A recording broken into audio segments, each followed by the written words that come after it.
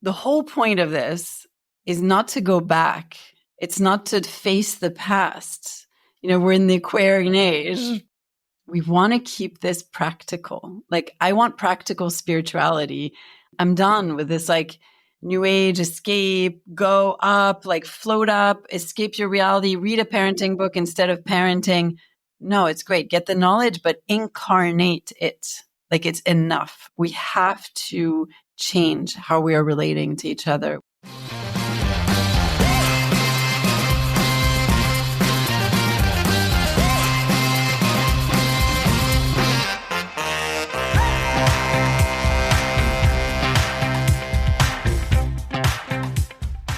Welcome to Cosmic RX Radio, a podcast that gives you real-life tools of spiritual empowerment and pure hype. I'm your host and intuitive guide, Madi Murphy.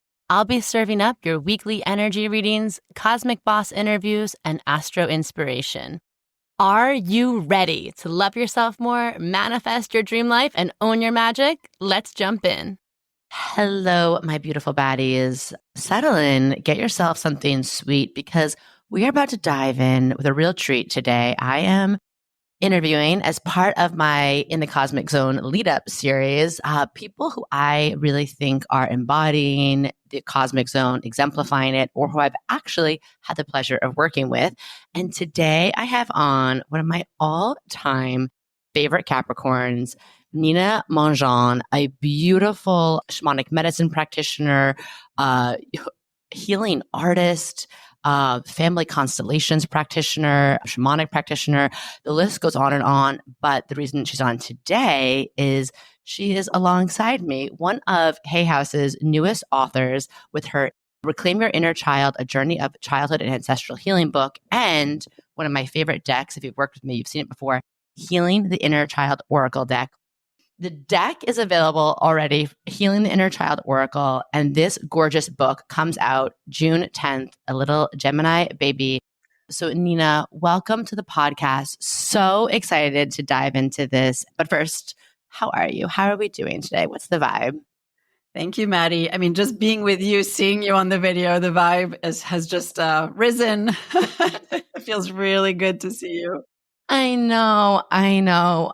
For everyone listening, Nina and I had the pleasure of working together. She's one of my former but always current mentees. So I just miss, and this is why I love my work, is like getting to work with you was always a gift to me. So just getting to see your face and hear that soothing voice of yours is so grounding and nourishing for me as well.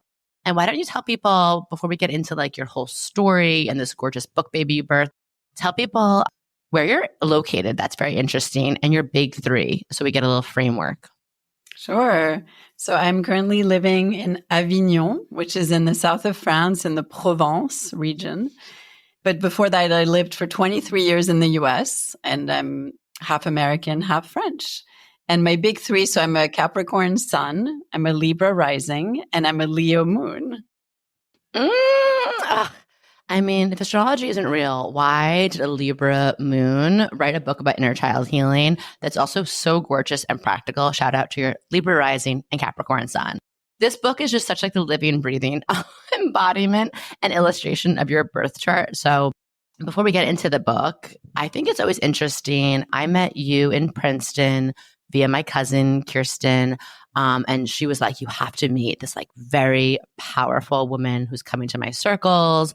And at the time, you had a beautiful like a clothing apparel company and you were teaching Kundalini. And she was just like, this woman is the real deal. And when I like caught a glimpse of at the time, it was like your Instagram and some stuff you were sharing, you were the type of person that I was like, this is like a mystical powerhouse, like living in New Jersey. And I was like, how is this like real? Like, where did she come from? What is her story?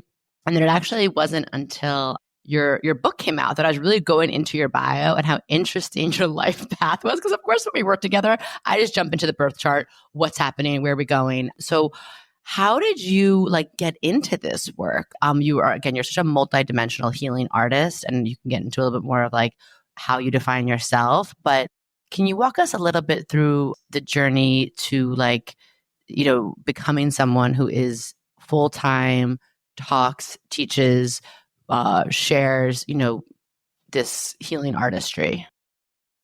It's been a long journey and short as well. I guess it's all relative, but in a way, I was always there. And that's what I talk about in the book. I was always seeking. You know, I was this serious little girl, Capricorn. Like I remember being 7 years old and literally sitting, reading quietly in a corner, listening also to the adult conversations. Like that was definitely always a fascination of mine.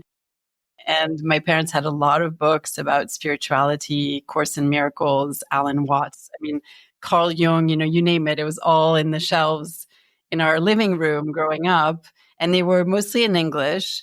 And I think I always had a sense that I wanted to figure out something. Like I wanted to find an answer.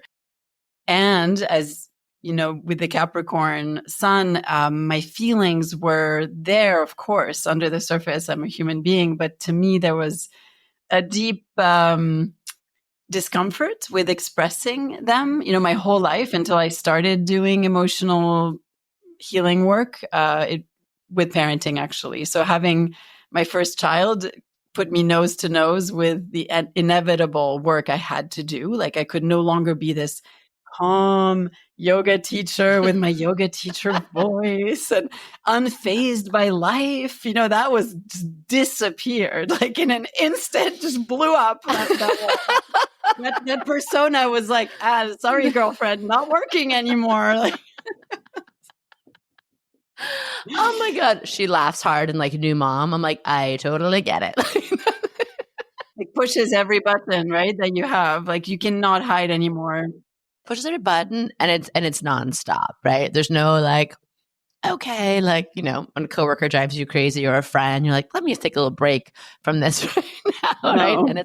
And it's such like it's heightened like intimacy and also heart opening, and you really care. You're like, you care so much. There's no like disconnect. There's no like disassociation. So I love that. This beautiful mystical being I saw back in the day, like I was being like, wow, like you were just, what you were selling was so beautiful and who you were and how Kirsten talked about you. I remember just like you had this very etheric quality. So I love behind all of that. You're also like, and I'm also losing my shit a little bit. So I got to figure out some tools here. Yes. Okay. So lifelong seeker, we'll talk about in your chart. You also have your Mercury and your Venus in Aquarius, which I feel like also sort of has that like very visionary, very smart, very analytical, very freedom, truth seeking, but can be a little bit more like detached and easy to sort of be in that more like analytical place. So I feel like that mixed with the Capricorn gives a lot of like old soul energy, but yeah, maybe not exactly like always, you know, jumping right into the deep end with the emotions. So motherhood was a huge catalyst for this work. And then like from there, yeah, like what was the exact path to being like, I kind of know the backstory because we had some readings together, but what was the path of being like, this is actually what I want to write a book about, like reclaiming your inner child? What was the moment that had kind of like the spark? Because I think someone like you, if I may speak for you, you have so many gifts to share. You have so much wisdom to share. And I think it can be hard to know, like, how am I packaging this? What's the thing that I really want to like write a love letter to humanity on? What was like the spark for the reclaiming your inner child? Well, is my deepest lesson, right? Is like what felt the most inaccessible to me was that it was joy. It was to trust the world like a child would, you know, with all my old soul qualities, they get heavy. Like there's a beauty to them, but it's extremely heavy and serious and responsible and not playful at all. And I was trying to find truth through Kundalini yoga, through spiritual practices, through more and more extreme forms of restriction, of dogma, of constraining, of higher doses of responsibility, whether it was through my work or through my spiritual exploration. And at some point, I realized, you know, I lost both my parents in my late 20s, like within a year and a half of each other.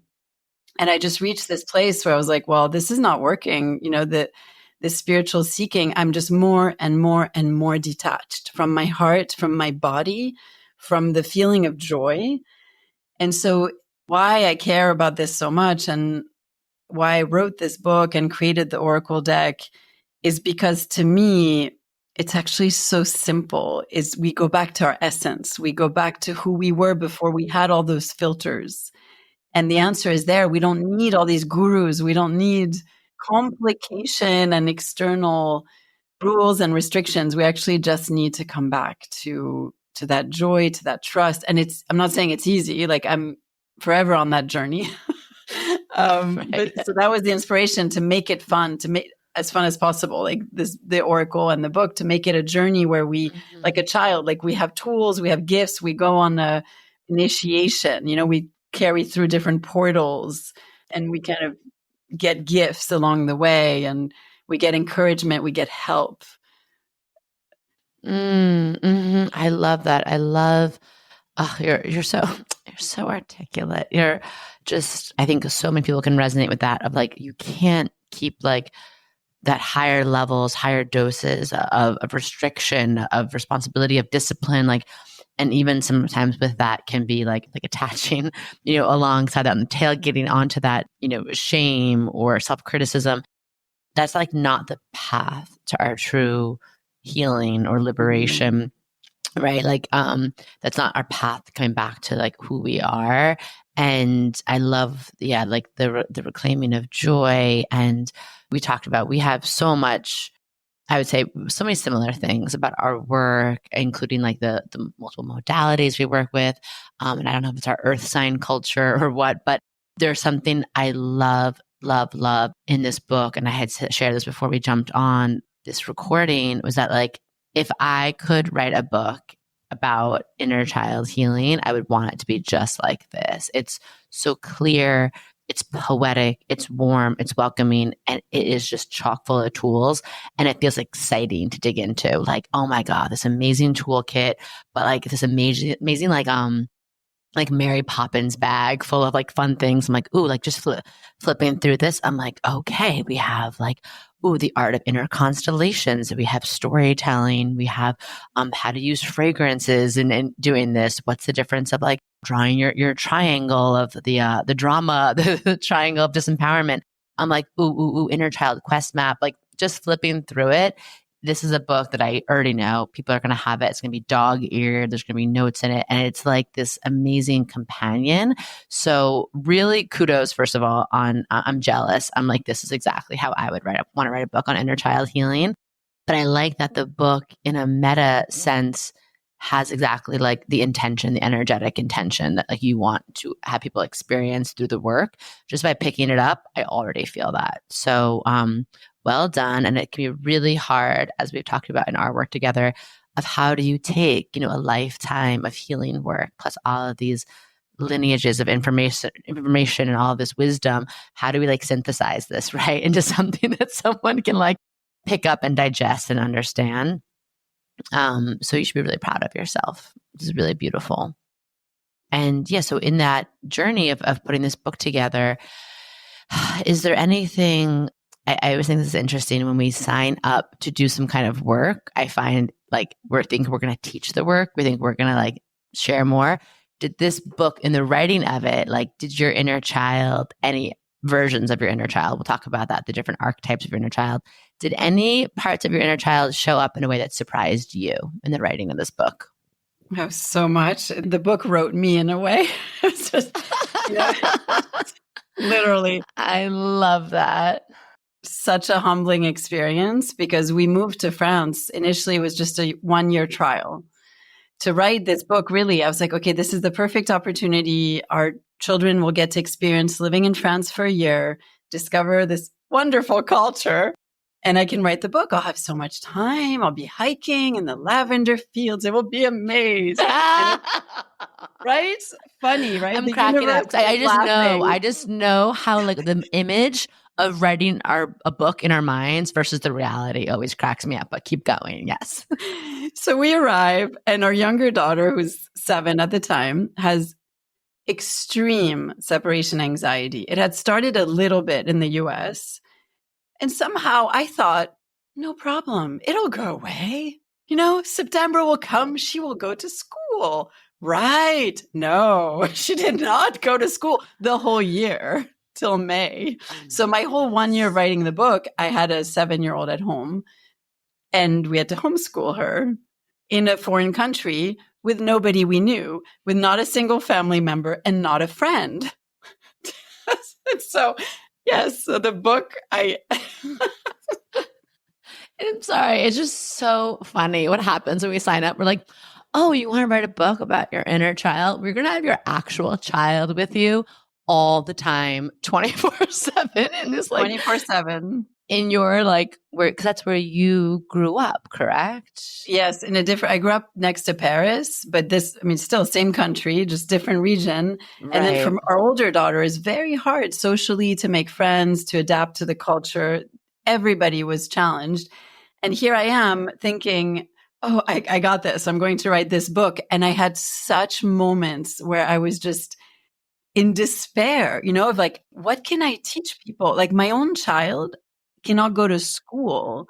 And so I had to face such deep shadow work and realize that this was something in me and in my husband. It wasn't just me, but our daughter was carrying generational anxiety, generational wounds.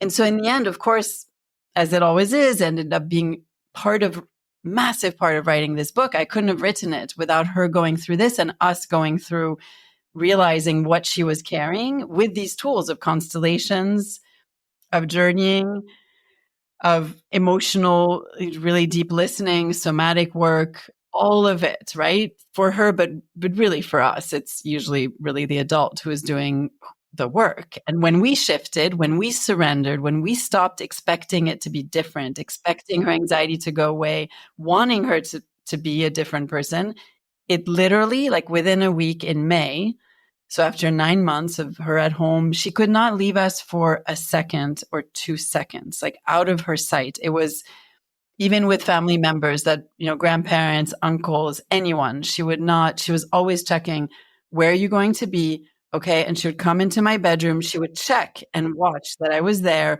She would go back down. She would call out every 5 minutes. Are you still there, Mom? I was not able to go anywhere for almost 9 months without one of us being with her.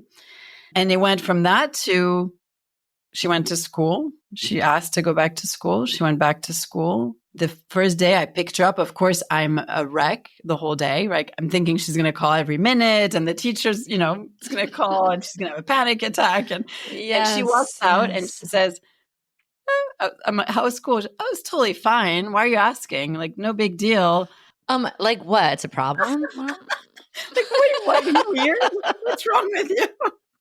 That is hilarious. I know we were working together during some of this in real time, so I'm cracking up that she was just like, "What, Mom? Like, I think it's gonna be an issue." And I love that.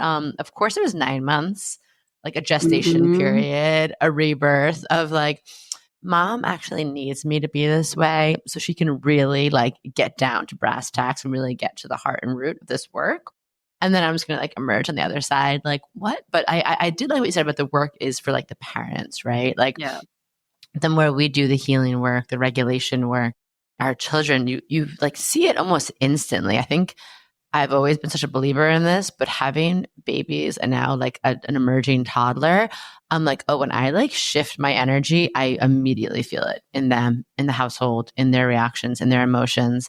So that is like, I was going to say this interview is for, I feel like the spiritual seeker, for aspiring authors to learn something from you, but definitely for like the parents and the mamas. Cause like, I feel like this should be like in the spiritual section of the bookstore, but also in like the parenting section of the bookstore. Because when I was flipping through it, I was like, yes, I need that. Yes, I need that. Cause also I'm like, how do we kind of do this work alongside our children? So their inner child work hopefully is a little less, daunting than ours was, maybe. But yeah, so tell me a little bit about, like, you mentioned shadow work and family constellations. And these are two terms I just want to kind of like, because you're so articulate, I want to sort of focus in on these for a moment. You and I have talked a lot about shadow work and how important this is in our work. And I would say, if I may, even before it was like a super buzzy word, I think we had a reading in like 2018, 2019. And I talked about this for you being super important, like something you're meant to like shine a light on and disrupt something and enter your words. And we can get into a little bit more of what that means for you and how that played out. But you do have Jupiter in Scorpio in your first house, even though you're a Libra rising. That first house of yours is very much shared with Scorpio. So a big part of your identity is, Libra is harmony, is beauty, is justice, be justice oriented, is, relationally intelligent. But you also have the scorpionic energy. That's like all of that doesn't really mean anything if we're not going into the depths, if we're not going deeper. And so I feel like you're such a perfect guide to take people on this journey of shadow work. But can you just explain, if someone's listening and they're like, I have no idea what that means, or maybe how it relates to like this work in general? Yeah, can you just riff off of that a little bit? Yeah, thank you. And I'm so grateful to you for every reading we've had, over the years, and it's what you told me about the book when I was freaking out. I'm like, I have so much to convey, so many things. And you told me it can be just one seed. Like, trust that one seed, trust the reader. They don't have to take in all of it, because there is a lot, but one seed is enough, So if one person wants to do one of the initiations or just read one chapter and really sit with that and go deep, that's enough. So that I just wanted to voice that. And then about shadow work, to me, this experience with my daughter was so much the shadow of my inner child, like the pain that I had never looked at, her anxiety, like my own inner child's anxiety that I had completely disconnected with that superwoman ability to numb. I just didn't even want to know it was there. And so when my daughter in the real world was expressing it, it was very unsettling, because back then I wouldn't have ever even admitted that I've ever been anxious. And it wasn't true. Like, that just was, I was completely lying to myself. And so to me, that's shadow work. We go into the cave of things that we perceive as unlovable, undesirable, not helpful, unnecessary, shameful, too painful. But we keep walking in with resources, with our higher guide, with power animals, whatever it is, like guidance resources can take as many forms as there are people. But we go in, and just like with a wounded inner child, in a way, it's the same thing. That's what I discovered too, is that all we need to do is tell these aspects, I see you. You are part of me, and I love you as you are. I accept you as you are. You don't need to change. And then there's this magic, there's this alchemy that happens where what we pushed away, what we thought was a drain of energy, we thought was a defect, it actually becomes vitality. It transmutes almost into joy. Like, it seems crazy to say it like that, but I don't know. I'd love to hear your experience of shadow work, but it's so liberating that it literally feeds you from the inside when you do this. Yeah. Oh my goodness. No, it's so true. It's like life force energy, right? Like, you're cutting off. We think we cut off these parts of ourselves to protect ourselves, or like you said, like the things that feel unlovable. Or I love what you said about unnecessary, because that's another reframe of shadow work. It might not always be this heavy thing, but it just might be like, that's just not important, right? Or that part of me is too much. But they're all like a part of us. They're all a puzzle piece to our wholeness, to our fullness. And when we like fragment and cut that off, and, in the shamanic sense, like a piece of our soul is like cut off and tucked away, then we don't have access to all of our fullness, to our joy, our vibrancy, our life force, and our creativity, our intuition, all these like beautiful gifts. So it really is this like alchemical process of like taking something that feels so heavy that we just like are like, I don't want to go there, because also like, just life is heavy. Life does get heavy, and the idea of like, as an adult, like taking on more heaviness, it's like, oh my gosh, like, you're like, really? And also just the time, like, what? Like, I'm already trying to pay my bills, water my plants, floss my teeth, and now I have to go into dark depths of like my inner consciousness. But like you said, there is so much lightness. There is so much like joy. There's like a golden energy there waiting for you. And I have found that with shadow work, it's like we just don't realize that we're operating from a place of some sort of numbness, disconnection until we go there and we do it.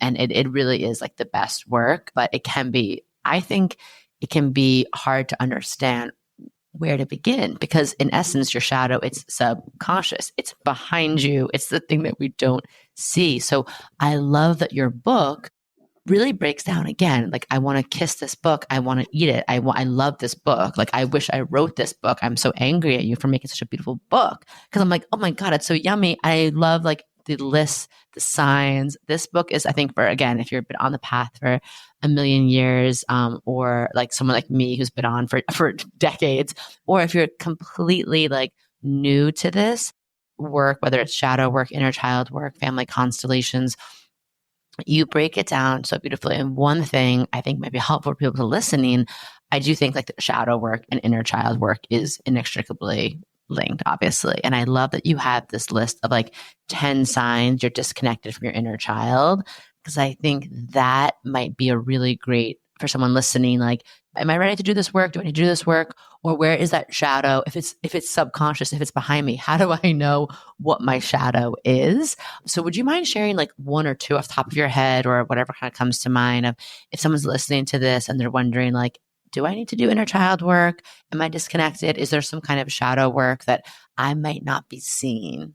That's the definition, right? That's why I give exercises, because in the deck, we call this, we have the blind spot card, and it's an ostrich putting her head in the sand, right? And we all do that because the whole idea is that we can't see it. And that's why it's in the shadow, right? We cannot see it. And so we need others. And this is why therapy is wonderful, astrology readings. I mean, so many modalities where you have another human being shining a light, asking you questions, being curious, because that is a way of revealing a shadow aspect. And so in the book, I give a lot of practical exercises and questions and fun little exercises that are not like too deep, right?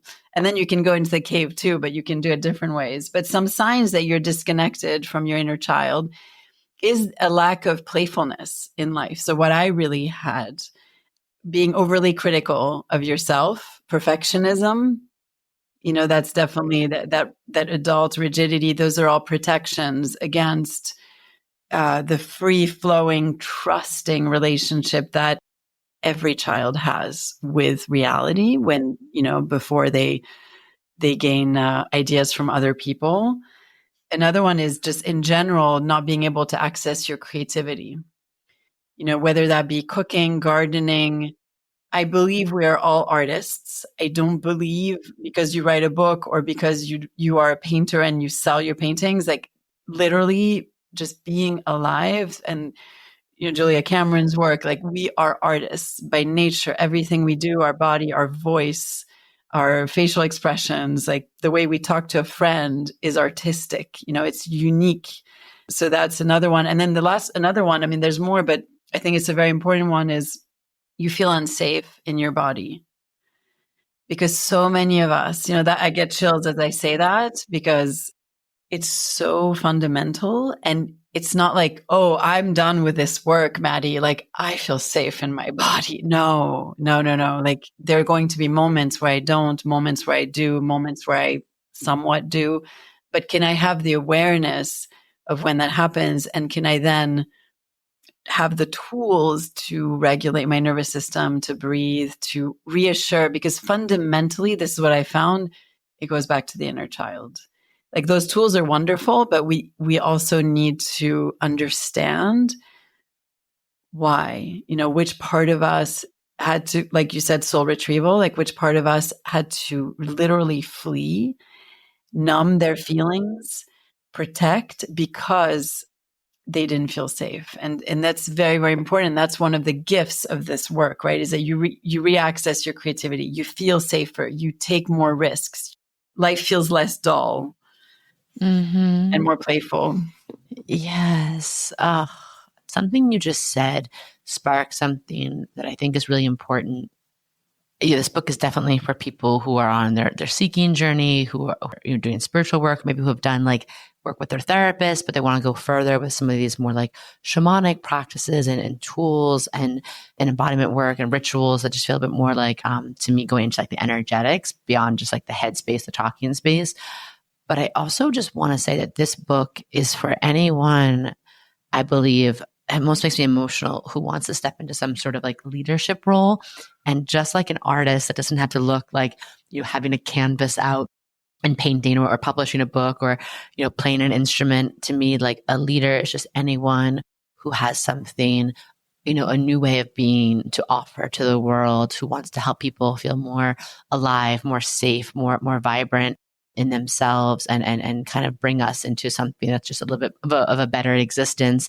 And I was like looking at this book earlier and I was like, I just wish this was required reading now for like anyone who wants to go into a leadership role, especially like, politicians or in business, because I'm like, imagine how we would just show up differently, even if they didn't, like you said, read the whole book, but even a chapter or two, the reflection, the realizing that so much of what we see happening out in the world comes from this like projection I see of like this unloved or unseen or underappreciated little child who feels unsafe in the world. And I know, again, with your Aquarian energy in your chart, like, is this something when we talk about like, you and I have had a lot of conversations about where the spiritual community is headed and where the world is headed.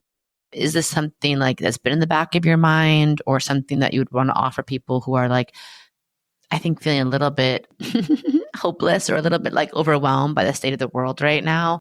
I don't know, just like riff on, is there something about this, writing this book or doing this work where you see like, okay, there is a roadmap for a better way of being? And just, I don't know, kind of share your Aquarian energy. I'm like, is there something in this book for people looking for like, where are we going right now and how do we get there? Thank you for that question. It's so fundamental. It was like a download. It was a download. I'm like, is this a question? I just want to share this, but also hand the mic over to you to talk about it a little bit more. It's so fundamental because the whole point of this is not to go back. It's not to face the past. We're in the Aquarian age. And I know you and I that's what I so appreciate about you, is that we want to keep this practical. Like, I want practical spirituality. I'm done with this like new age escape, go up, like float up, escape your reality, read a parenting book instead of parenting. No, it's great. Get the knowledge, but incarnate it. Like, it's enough. We have to change how we are relating to each other. We have to stop wars. I mean, it's ridiculous to see in the world the wounded inner children, which are literally running everything from self-sabotage, like a place of complete, like, Mom, Dad, do you finally approve of me? Is this good? Am I powerful enough? Yeah. Can I do whatever I want with my plane? Like, stop. We have to stop this stuff. It's crazy making. It's crazy making. Yeah, it's nuts. And we see it every day, unfortunately. And it's devastating, when you think of what humanity will be, let's say, I'll stay in the positive, will evolve into. But yes, so that it's not about turning back. It's not healthy. And we say this in constellation work. It's to me, one of the most fundamental representations or symbolic and actually real act is for the inner child and the adult to not turn back to the past, to not look up to Mom and Dad. Will you give me the love that I wanted? Are you still there? Even after they've passed, I saw it in myself. I was still doing that. I was still going back and hoping that someone, my partner, life, work, my parents, somehow would give me what I felt I was lacking. That is never going to happen. And as long as we're turned back, we're not facing the future. We're not Aquarian. We're not building. We're not living, actually. We're not creating. We can't be the artist if we're just stuck in the past. And so that movement, that's very simple, but actually completely life-changing movement of turning around with your parents behind you, your grandparents, all your ancestors, your inner child is by your side. They're not looking back. They're looking ahead with you, and you are facing your life. But you've done the work. So you've released those burdens. You're embracing the gifts. You are an adult. You're doing your best. You're never perfect. You're not even trying to be perfect. This whole like, I should improve myself, all of that is about self-judgment and blame. And it's a shadow aspect of spirituality, this constant trying to improve yourself.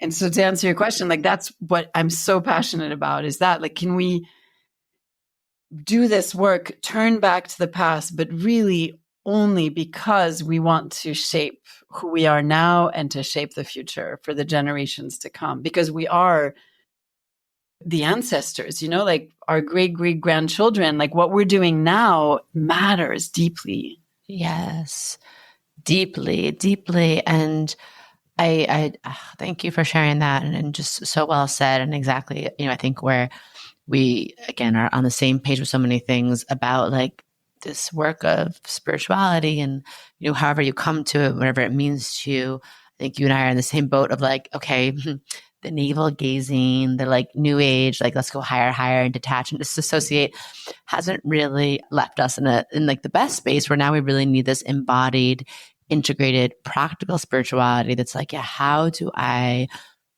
get clear? How do I liberate myself? How do I, stop looking in the past or feeling so stuck so that I can begin to ideate and create and collaborate in ways that benefit all of us, myself, my family, my community, our larger collective of all living beings this time? And how can we move from a place of wonderment and openness and love and compassion and joy instead of like, it just feels like it's so obvious when, obviously so many things happening in the world are so hard to watch and witness, but there is a part of me that's always just like, not chuckling, it's not the right word, but it's like, it's a feeling of like, how is this not obvious to these, I'm sorry, mostly men that are like doing these power grabs or acting like, whether it's, a rocket ship out in space or just trying to gather as many resources and hoard things or be as extractive as possible. I'm like, don't we just see they're all acting from some sort of place of seeking approval, some sort of mommy wound, some sort of daddy wound, a combination of all the above.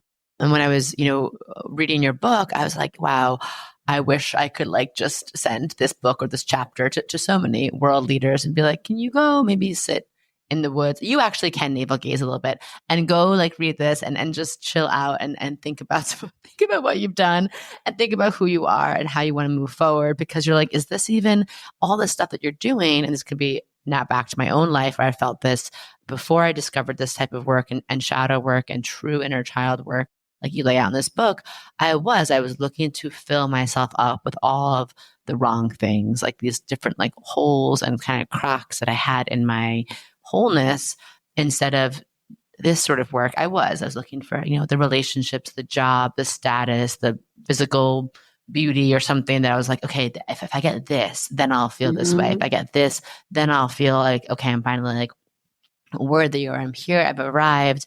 And I just think that your book really does what I think is such a hard task. I think so many people listening, watching this, especially people who want to be in that place of the revolutionary artist or the place of being a more conscious parent, they want to start to untangle all of this within them, but there can be the question of like, where do I begin?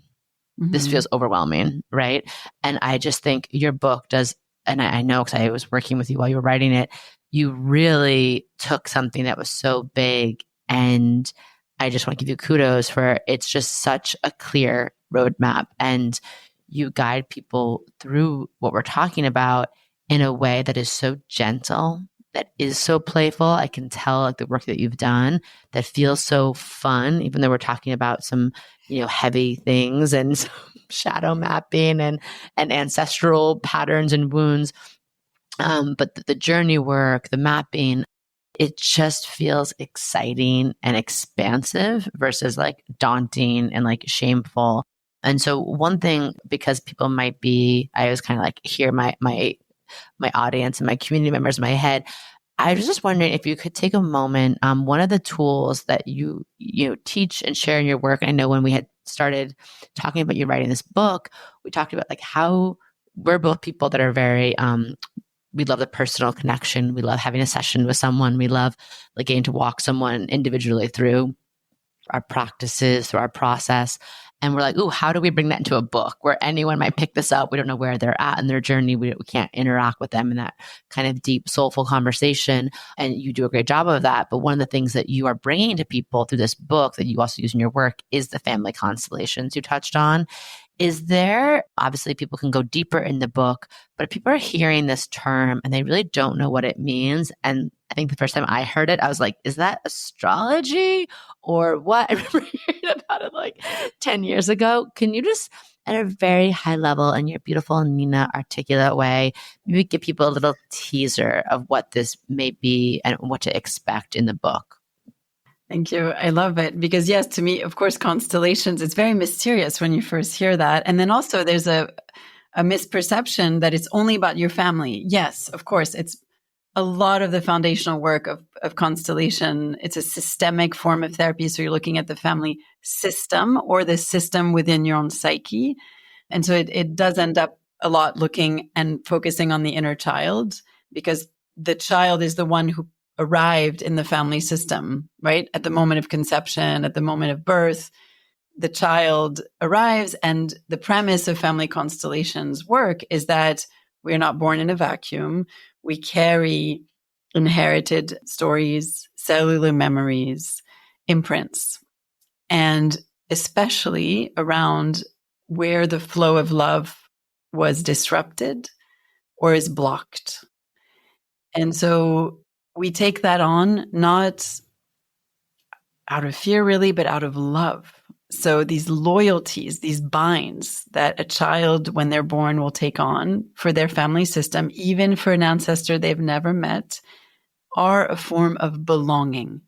You know, we so deeply want to belong in general, I would say, in the world as, you know, on an existential level, but also in our family system with our parents, with our caregivers. There is such a deep need for that out of love, we will take on fears. We will take on unresolved grief. We will even take on repeating anniversaries or illnesses unconsciously.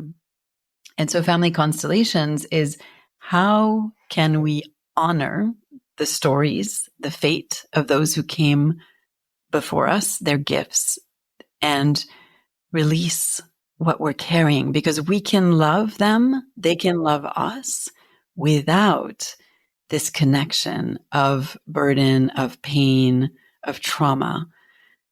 But how do we do that? Right? Because it seems, oh my God, like, okay, that sounds great, but what do I do? It's actually very simple. It's simply by recognizing what was, accepting it, giving everyone a place. So everyone in the family system belongs. Nobody can be excluded. And I talk about that in the chapter on constellations for any reason.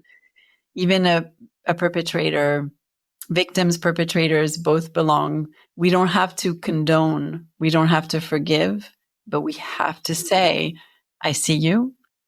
You belong in our family system. You know, you were my grandfather. You were my uncle, whatever it is.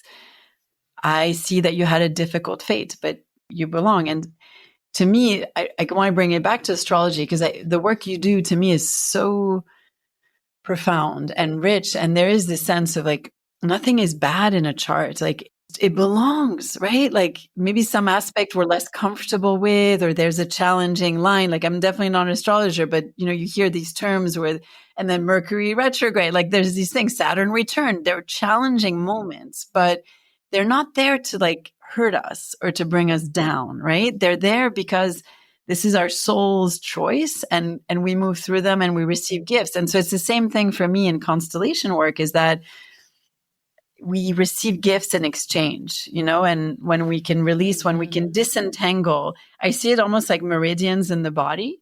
You know, when a meridian is blocked and the acupuncturist like puts a needle and they restore the flow and you feel it, it just feels amazing. You're like, oh my God, I'm back to myself. It's the same in family constellation work.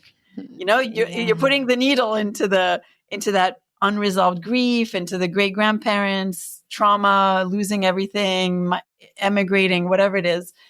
you're seeing it, you're unblocking it, and then you're restoring the flow of love so that it flows to you. So you're doing work, but you're receiving. It's not just like you're doing it for your ancestors. You're actually in the end receiving back tenfold what you put into it. Ah, I love that. So quantum, it's so delicious. It's so like, I just imagine that as like this healing, like, yeah, in every direction, feeling more openness and more healing. And you do such a good job of like, the inner constellation work and really walking people through it in a way that I think is very easy to digest and integrate. And if someone who's been curious about it, but maybe has like some kind of barrier to entry, whether, finances, time, bandwidth, whatever, your book is such a great place to start with that. So I highly recommend it. And in general, like, what I love your book, I'm such a nerd for information, for tools, like, and as someone who's a forever student, teacher, archetype, like I love the like learning more to share more and learning more to go deeper within myself. Your book has such a great like a touch point of so many things that people can just read and be like, that's really great. I got like the high level digestible dose, or I can go deeper. Even with people you reference, I love that like Richard Rohr is in this book. I love that you talk about a certain way of the rose. Like I'm like already highlighting things like, oh, I want to come back to that. I want to go deeper. So if someone again is looking for just such a beautiful map, the way you really like laid this out. And if you are someone like me who is just always looking for, another way of articulating these things that we're feeling within us, or someone to guide me through something, or again, how to do this in an embodied way through a ritual, or how to go on a journey, or maybe looking for a card to pull to kind of like take this inner child work to the next level. And I would say this book is that, but it's also for anyone. Every time I look at it, I'm like, this could be someone I could give this to, someone who's never done inner child work, or someone who has sat with this concept a lot. And, as we kind of like close out, I just wanted to touch on one last thing, the future. I talked about this, our revolutionary new ways of being. And you talk about the journey home, the great masterpiece of our lives. And I guess, it's top of mind for me. I have two, since we've spoken last, I have two babies, two new lives here. And I think a lot about like you said, we all sign up for our own challenges and things to make us stronger and things to have us like go deeper within ourselves. So, we can't protect our children from that. Like that's something, I mean, we don't want to like take every bit of discomfort from them, of course. But I do think about like, being this guide for humans and these little baby souls. And I love when you talk about like listening to the voice of the child within. Is there like one thing you could think about for those of us who are raising humans? Is there something that you've learned from this book, from being a mother, of like, how do we guide and encourage and teach our children to stay connected to that inner voice without, again, they have their own journeys they're on, but I'm like, I think about that a lot. I'm like, how do I keep my boys like connected to their inner child voice? Is there something you could like share with us? It's just, I'm sure the whole book helps us do that, but like a takeaway or something just for people to chew on a little bit. That's such a beautiful intention, first of all, that we can even have, right? Just to voice that and to have that in our hearts is powerful. I would say it's for us to model it, for you as the mother to let your inner child like come out when you're interacting with your sons, and it's going to change at each age that they're in. But that's what I would say. Like I have a daughter who's almost a teenager. She's 12 and I could, the work never ends. I have to now do work with my 12-year-old and I'm looking at my daughter and really trying to not project my experience of the teenage years.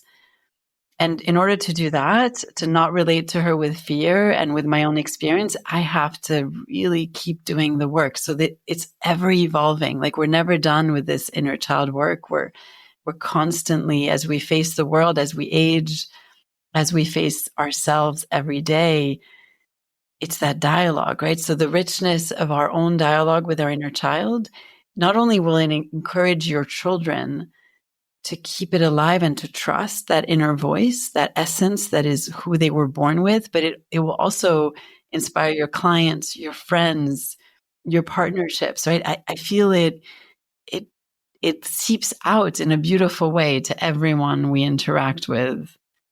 I love that. That's so beautiful and made me emotional. And I love that, like, kind of like coming back to this book and these practices at all these different phases. And I am with you. I always think about it. I'm like, okay, my inner child, I feel cool with her, but my inner preteen, my inner teen, Yeah, not so much, okay. right? Okay, back to square one a little bit here. Like, oh, geez, she got some things to say. I remember doing very sacred mushroom ceremony with one of my shamanic sisters, and we were in Joshua Tree, and we're like, our inner childs feel really good. And then we did a little like sacred mushroom ceremony, and I remember just looking in the mirror and being like, oh no, my inner 13-year-old. Okay, we got a new level of like work to do, and I was like cracking up. I was like, okay, that she has a lot to say. So I love that invitation, and I love that just you saying that made me really emotional about, like, I feel really honored that I get to do this work and be now like, yeah, this guide for my boys. And this book, you touched on something. I think when I forgot to say, there's so much I want to say, but when we were working together, I remember saying this is going to be such a beautiful book for practitioners. So I also just want to shout out, like, if you're someone who does this work, not only you reading this book is going to help you hold space, really clear, unencumbered space with like less projections, more truth, more clarity for other people. There's actually really great tools in here too. I'm excited to share some of these tools with my clients and go deeper with them with myself, but also, again, like as a way of making this spirituality feel more practical, feeling more accessible, more actionable.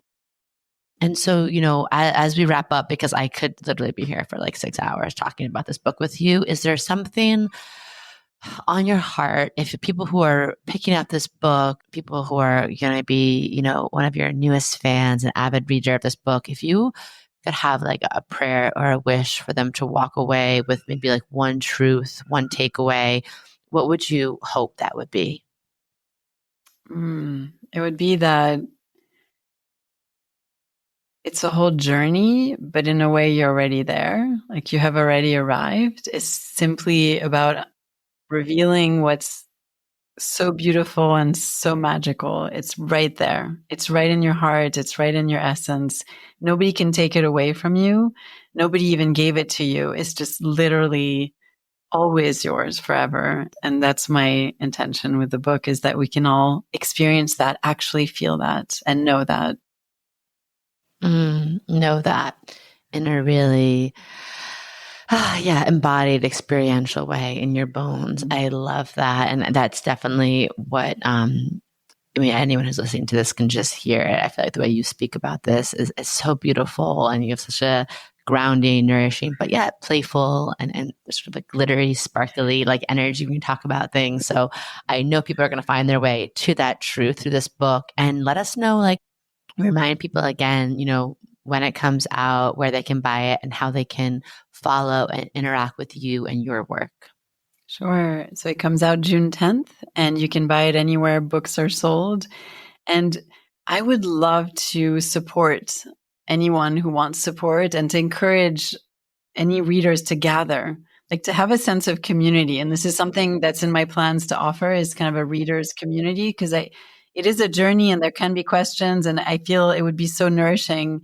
I envision those who resonate with the book to go through it together with a group of friends, or, therapists or practitioners, like Madi was saying, that you're not alone. Like I feel we need the sense of belonging and exchange. Like, how is that for you? Should we put on music and, dance this part together? Should we pull cards together? Yes. Wouldn't it be fun? So maybe we'll do that. So fun. One big party. And of course, that's on your Mercury and Venus and Aquarius too, being like, this is meant to be done. Healing, it's personal work, but it's meant to be done in community. And that is so the way of the future. So thank you so much for coming on here and just sharing your wisdom. And again, you are someone who I think is truly living in that place of like being in touch with your cosmic zone. You've clearly left your comfort zone in so many ways to now be in this like fullest expression of sharing your brilliance, your truth. So Thank you for going there. Thank you for going to the uncomfortable places within yourself. So now you can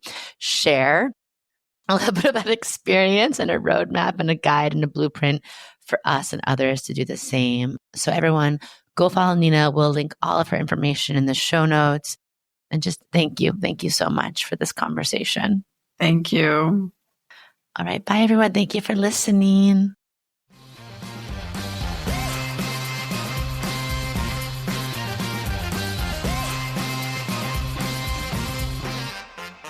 Do you love getting your Cosmic RX for the week here and want more? Make sure to sign up for our premium subscription so you can get exclusive access to bonus podcast episodes, all of my astrology info for the month ahead, and live new and full moon calls to help you manifest your dream life with an intentional international community of other cosmic baddies.